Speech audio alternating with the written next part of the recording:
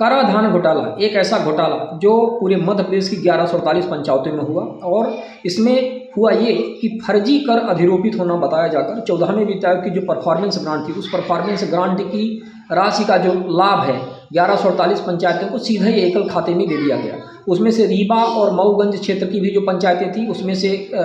38 पंचायतें गगेव जनपद की थी। इन गगेव जनपद की 38 पंचायतों में जो मास्टरमाइंड थे इस पूरी राज का बंदरबाट करने के लिए जो राजेश सोनी सहायक ग्रेड 3 थे,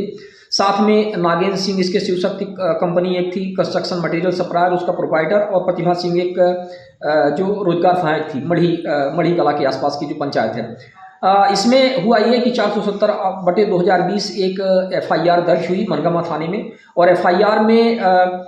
फिर इनको आरोपी बनाया गया। 7 महीने राजेश सोनी इसमें जेल में भी रहे। अब इसमें एक नया मोड़ आ गया है। जब से राजेश शुक्ला जो APO थे यहाँ पे धारा 4092 का मामला देख रहे थे इसमें आपके जिला पंचायत कार्यालय में, उनको प्रशासनिक प्रभार दिया गया है गंगेव जनपद में। तो गंगेव जनपद में CO का प्रशासनिक प्रभार पाने के बाद अभी राजेश सोनी जब जेल से छूटे इसके बाद उनको बहाली का प्रस्ताव, एक तो इनका बर्खास्तगी का प्रस्ताव भेजा गया था। तत्कालीन SDM AK सिंह जो मनगमा में थे उनके द्वारा बर्खास्तगी का प्रस्ताव भेजा गया और फिर बाद में वही AK सिंह के द्वारा राजेश सोनी से मिल करके मामले की सांठगांठ करने के बाद वो बर्खास्तगी का प्रस्ताव वापस ले लिया गया था।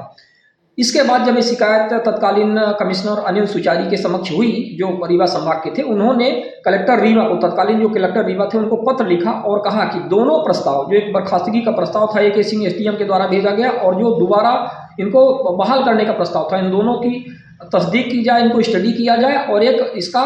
प्रतिवेदन भेजा जाए कि आखिर इतना बड़ा अंतर क्यों हुआ कि एक ही मामले में इनको बर्खास्त करने के लिए भेजा जा रहा है। ऑब्वियसली कराधान घोटाले में सम्मिलित थे, 38 पंचायतों का मामला था, FIR दर्ज हो गई थी, प्रभार नहीं दिया जा रहा था, समस्त दस्तावेज लेकर के गायब थे, तो ये प्रस्ताव ऐसा भेजा गया था। फिर क्या ऐसा हो गया कि AK सिंह के द्वारा, तत्कालीन SDM के द्वारा वो बहाली का प्रस्ताव भेजा गया। खैर तब तो बहाली नहीं हुई, तब तो ये जेल चले गए। अभी ये जब जेल से छूट के आए तो राजेश शुक्ला जो वर्तमान में प्रभारी मुख्य कार्यपालन अधिकारी जनपद पंचायत गंगेव हैं, इनके द्वारा वापस राजेश सोनी के बहाली का प्रस्ताव मुख्य कार्यपालन अधिकारी जिला पंचायत रीवा श्री सौरभ संजय सोनवड़े के समक्ष भेजा गया है। और जानकारी मिली, हमारी उनसे चर्चा हुई,